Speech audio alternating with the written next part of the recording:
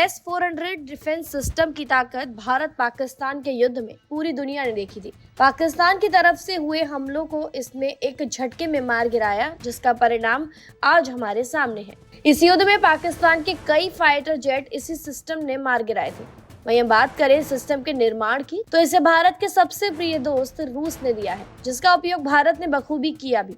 भारत के इसी प्रयोग को देखकर इस S-400 सिस्टम को पाकिस्तान के सबसे प्रिय दोस्त ने भी खरीदा था, जिसको लेकर अब उसे कई समस्याएं आ रही हैं, जिसको समझने के लिए वो भारत के साथ करार भी कर सकता है। तो आइए बताते हैं आपको उस देश के बारे में जो भारत से S-400 की ट्रेनिंग लेना चाहता है।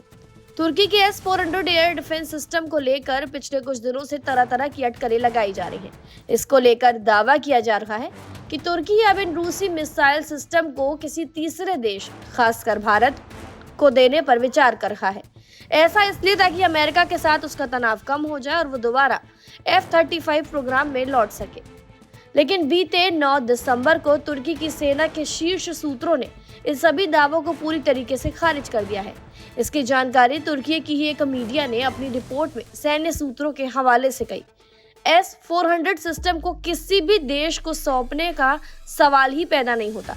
तुर्की किसी भी परिस्थिति में S-400 को ट्रांसफर करने पर विचार नहीं कर रहा है। आपको बता दें, तुर्की सेना का ये बयान इस समय में आया है जब अमेरिकी राजदूत टॉम ब्राक ने कहा था कि अगले साल तक S-400 मुद्दे का समाधान निकल सकता है। उनके बयान के बाद विदेशी मीडिया में ये अटकलें तेज हो गई कि शायद तुर्की S-400 को किसी तीसरे देश को देने को तैयार हो सकता है। भारतीय मीडिया में कुछ रिपोर्ट्स में तो यहाँ तक लिख दिया गया कि इस सिस्टम को भारत भेजा जा सकता है, जिसको लेकर अब तुर्की की सेना इन सभी बातों को अफवाह बताते हुए नकार दिया है। अब हम बात करें तुर्की के पास आए इस S-400 सिस्टम की, तो इसे तुर्की ने रूस से साल 2017 में खरीदा था, जिसकी पहली खेप साल 2019 में तुर्की पहुंची। तुर्की के इसी कदम ने अमेरिका और उसके बीच के रिश्तों में बड़ी खटास पैदा कर दी। अमेरिका ने कहा कि तुर्की एक नाटो सदस्य देश है, इस नाते वो रूस की उन्नत मिसाइल प्रणाली नहीं चला सकता, क्योंकि इससे अमेरिकी F-35 स्टेल्थ जेट की सुरक्षा जानकारी रूस तक जा सकती है। इसका परिणाम ये हुआ कि अमेरिका ने तुर्की को F-35 प्रोग्राम से बाहर कर दिया, जबकि तुर्की ने तो इसके लिए पहले ही 1.4 अरब डॉलर वाले इस जेट को खरीदने के लिए अमेरिका को दे चुका है, और ये पैसा अभी तक अमेरिका की तरफ से वापस भी नहीं किया गया है। इस पूरे मामले को लेकर कई रिपोर्ट्स दावा करती हैं कि तुर्की S-400 अमेरिका को रिसर्च के लिए या फिर किसी तीसरे देश को सौंप सकता है। इस रिपोर्ट में भारत का नाम भी आया है, क्योंकि भारत पहले से ही रूस का S-400 इस्तेमाल कर रहा है। हालांकि एक्सपर्ट्स मानते हैं कि दोनों S-400 में बहुत अंतर है। ऐसा इसलिए क्योंकि रूस ने तुर्की को वो S-400 दिए हैं जो एक्सपर्ट्स के लिए बनाए जाते हैं, क्योंकि रूस को डरता कि नाटो उसके रडार कोड्स को समझ सकता है और उसका दुरुपयोग कर सकता है।